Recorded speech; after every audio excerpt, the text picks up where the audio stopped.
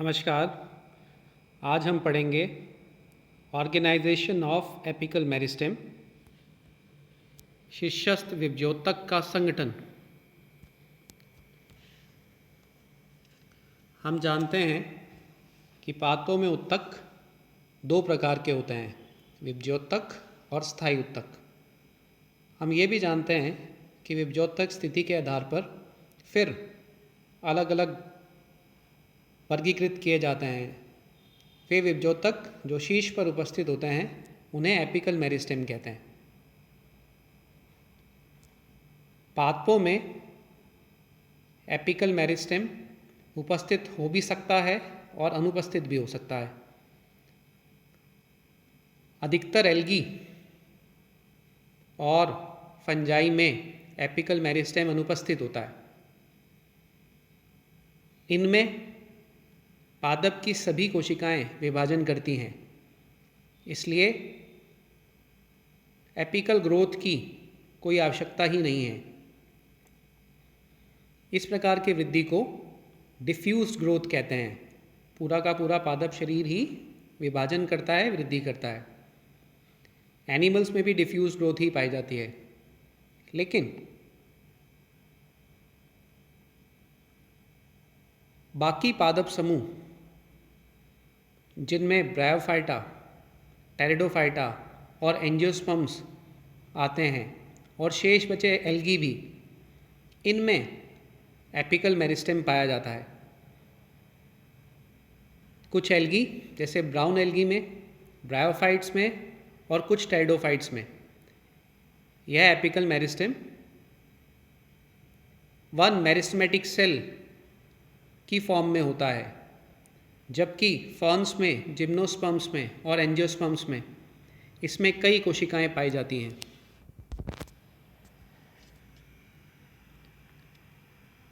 Apical meristem shoot apex और root apex दोनों में पाया जाता है। सबसे पहले हम शूट अपेक्स, प्ररोह में पाए जाने वाले एपिकल मेरिस्टेम के संगठन के बारे में पढ़ेंगे। प्ररोह के शीर्ष पर जो विभज्योतक पाया जाता है उसके संगठन के बारे में अलग अलग सिद्धांत दिए गए हैं, जैसे शीर्षस्थ कोशिका सिद्धांत, एपिकल सेल थ्योरी, उत्तकजनवाद, histogen theory, tunica corpus theory, histogenic layer theory, mantle core theory, concept of French school का मत और न्यूमैन का सिद्धांत। एक एक करके इन सबको समझते हैं। एपिकल सेल थ्योरी, शीर्षस्थ कोशिका सिद्धांत। इस सिद्धांत को नागेली द्वारा भलीभांति समझाया गया। उन्होंने यह कहा कि स्तंभ का शीर्ष केवल एक विभाजनशील कोशिका एपिकल सेल से निर्मित होता है तथा इसी से डिराइव्ड, इसी से व्युत्पन्न कोशिकाएं संपूर्ण पादप शरीर का निर्माण करती हैं। इस मत के अनुसार पादपों का शीर्ष यानी स्तंभ शीर्ष की बात कर रहे हैं हम यहाँ पे, एक कोशिक होता है। यह शीर्षस्थ कोशिका पार्श्व सतहों पर 1, 2 या 3 तलों पर कोशिकाएं काटने का कार्य करती हैं। इस प्रकार नवनिर्मित कोशिकाओं से बाद में विभिन्न प्रकार के उत्तकों का निर्माण होता है।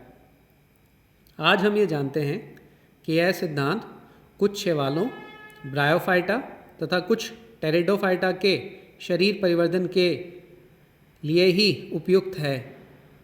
एंजियोस्पर्म के शूट टिप्स के लिए यह मान्य नहीं है।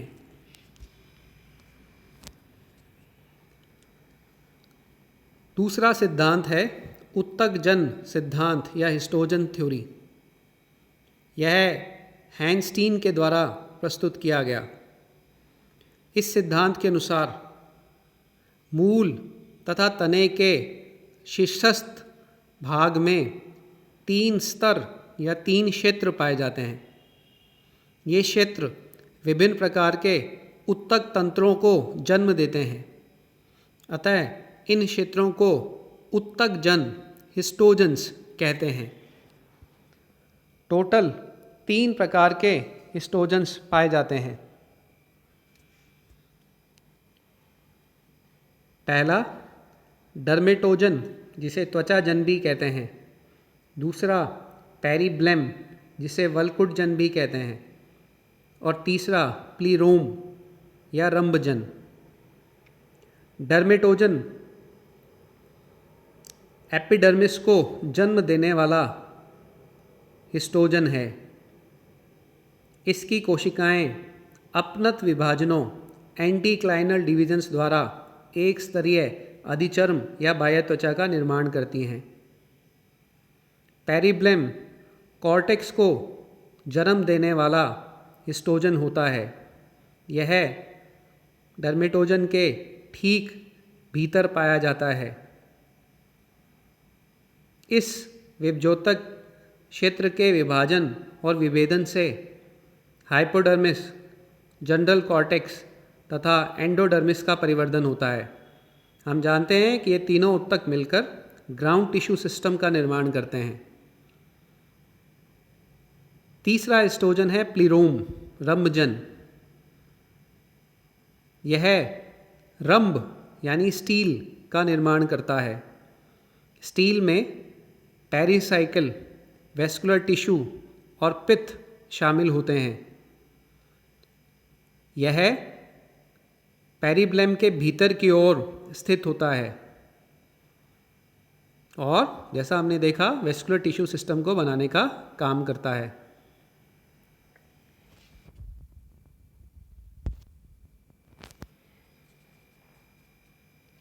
इसके बाद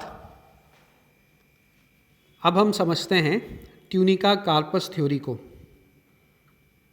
यह सिद्धांत श्मिट द्वारा दिया गया।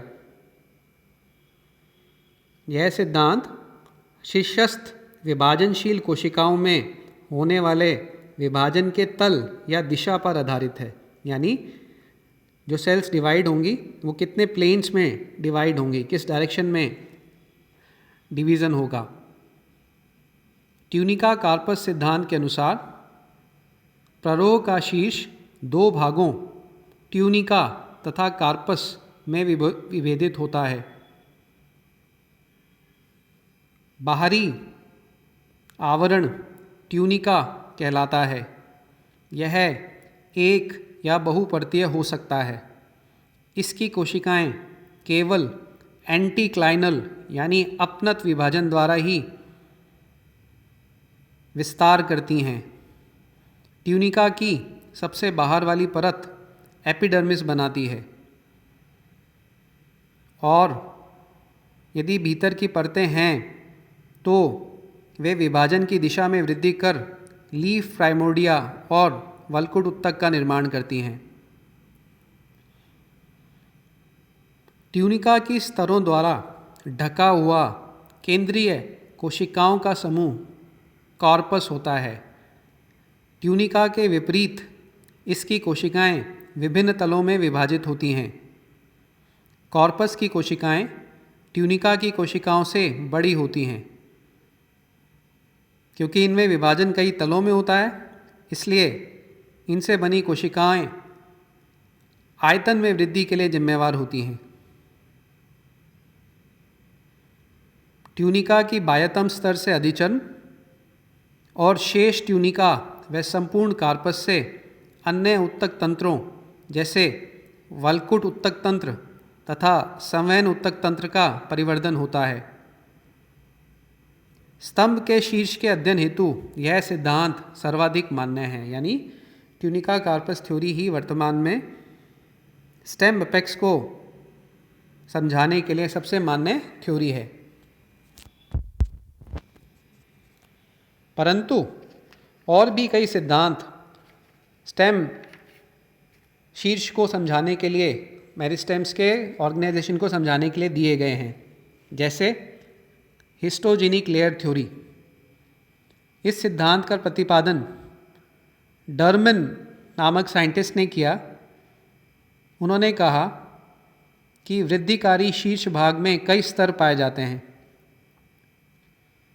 इन स्तरों या लेयर्स को उन्होंने L1, L2, L3, L4 इत्यादि नाम दिया। उनके अनुसार इन लेयर्स की मूलभूत संख्या 3 होती है, लेकिन सामान्यतः ये 3 से अधिक होते हैं। यह सिद्धांत वर्तमान में अधिक महत्व नहीं रखता। इसके बाद आता है mantle core theory. Mantle core theory tunica कॉर्पसवाद का ही दूसरा रूप है, जिसमें केवल शब्दावली का परिवर्तन है, टर्म्स को बदला गया है। ट्यूनिका के लिए मेंटल शब्द का तथा कॉर्पस के लिए कोर शब्द का प्रयोग किया गया है।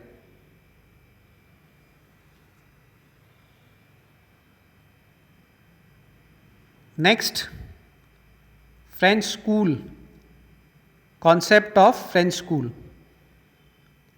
कई फ्रांसीसी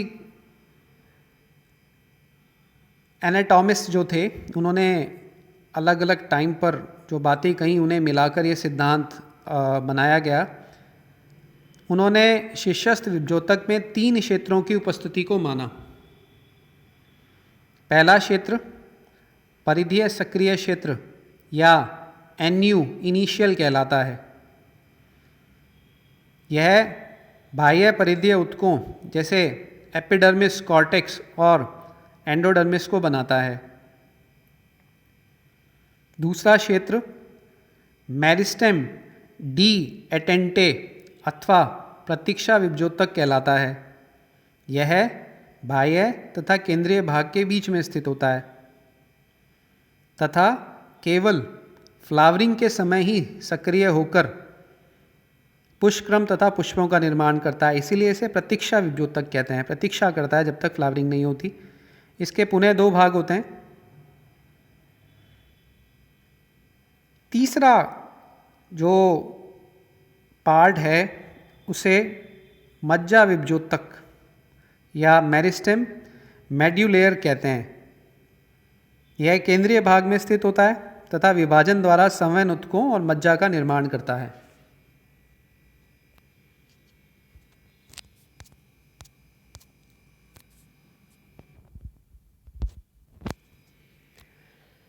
अब जो अंतिम कॉन्सेप्ट हम आज के दिन देखेंगे स्टेम शीर्ष के बारे में, वो है न्यूमैन का सिद्धांत, न्यूमैन्स कॉन्सेप्ट।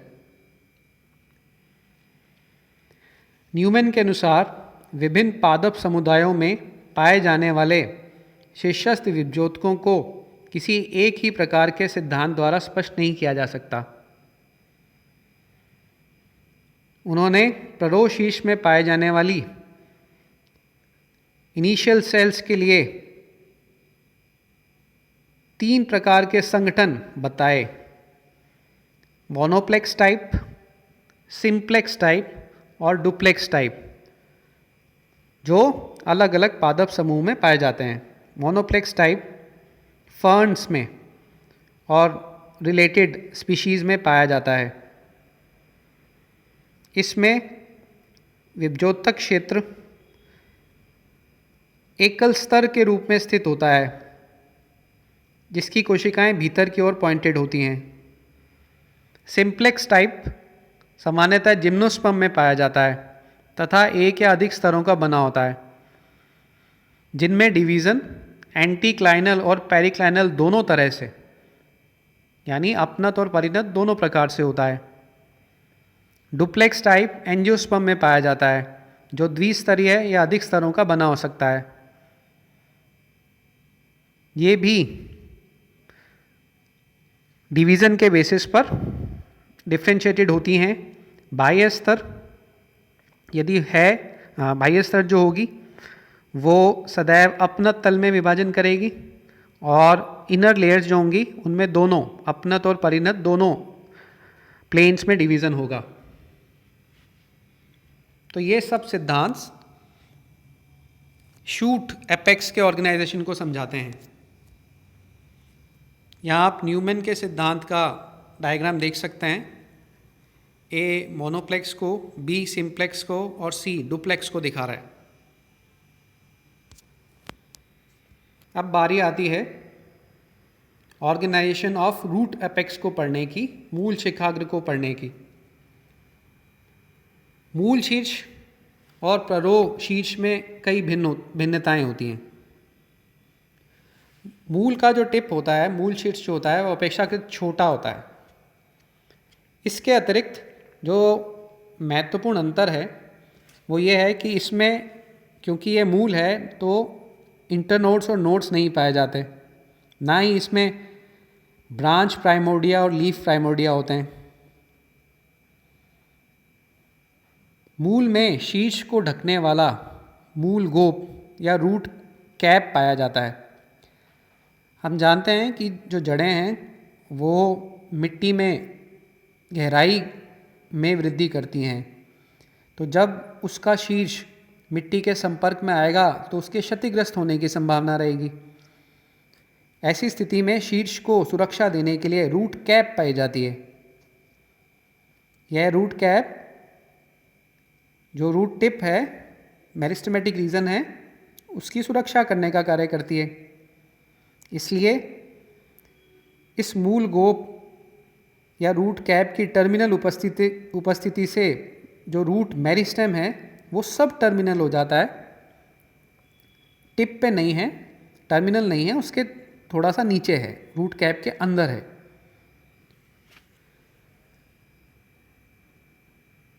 रूट अपेक्स के संगठन को स्पष्ट करने के लिए भी अलग अलग सिद्धांत दिए गए हैं। Apical cell theory, histogen theory, Haberlandt का सिद्धांत, कॉर्पस कैपे थ्योरी। इनमें मूल बातें वही रहेंगी जो हमने स्टेम में पढ़ी थी। एपिकल सेल थ्योरी जो स्टेम के लिए थी कि एक सिंगल सेल प्रेजेंट है टिप पे, यहाँ भी उसका वही अर्थ है। हिस्टोजन थ्योरी जो हमने स्टेम में टिप के लिए पढ़ी थी, यहाँ पे भी इसका वही अर्थ है कि 3 क्षेत्र या 3 हिस्टोजन्स मिलेंगे। वही 3 नाम जो हमने हिस्टोजन थ्योरी में देखे थे, वही तीनों नाम यहाँ पे यूज़ होंगे। कौन कौन से थे 3 हिस्टोजन्स? पहला डर्मेटोजन, दूसरा पेरिब्लेम और तीसरा प्लीरोम।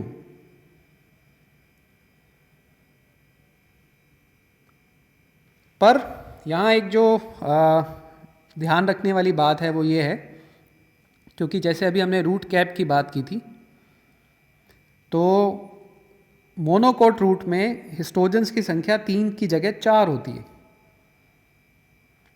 सामान्यतः डर्मेटोजन आउटरमोस्ट हिस्टोजन होता है, लेकिन यहाँ पे क्योंकि रूट कैप बननी है, तो रूट कैप को बनाने वाला हिस्टोजन, जिसे कैलिप्टोजन कहते हैं, वो आउटरमोस्ट हिस्टोजन होगा।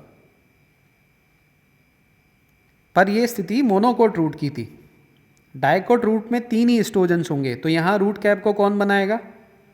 यहाँ रूट कैप को कैलिप्टोजन नहीं बनाएगा, वरन डर्मेटोजन ही इसका निर्माण करेगा। यानी रूट के एपेक्स की संरचना डाइकोट या मोनोकोट में अलग अलग प्रकार की होगी। डाइकोट रूट में 3 हिस्टोजन्स होंगे, जबकि मोनोकोट रूट में 4 हिस्टोजन्स होंगे। Histogen theory root apex organisation को समझाने के लिए सबसे वैलिड थ्योरी है।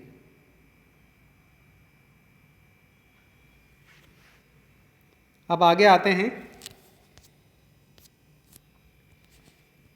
हेबरलैंड के सिद्धांत पर। इन्होंने भी मूल शीर्ष में 3 मेरिस्टेमेटिक क्षेत्रों की उपस्थिति बताई। इन्होंने इन 3 क्षेत्रों को प्रोटोडर्म, ग्राउंड मेरिस्टेम और प्रोकैम्बियम कहा। वास्तव में ये तीनों 3 हिस्टोजन्स जो भी हमने पढ़े थे हिस्टोजन थ्योरी में, डर्मेटोजन, पेरिब्लेम और प्लीरोम, उनके समतुल्य हैं। उसी प्रकार जो अंतिम सिद्धांत हम आज पढ़ रहे हैं रूट अपेक्स के लिए, कॉर्पर कैपे थ्योरी, यह भी जो हमने स्टेम में पढ़ा था ट्यूनिका कार्पस थ्योरी, उसी का स्मरण करवाता है। इसमें भी 2 क्षेत्र ट्यूनिका और कार्पस के समान होते हैं, जिन्हें कॉर्पर और कैपे कहते हैं। तो इस प्रकार आज हमने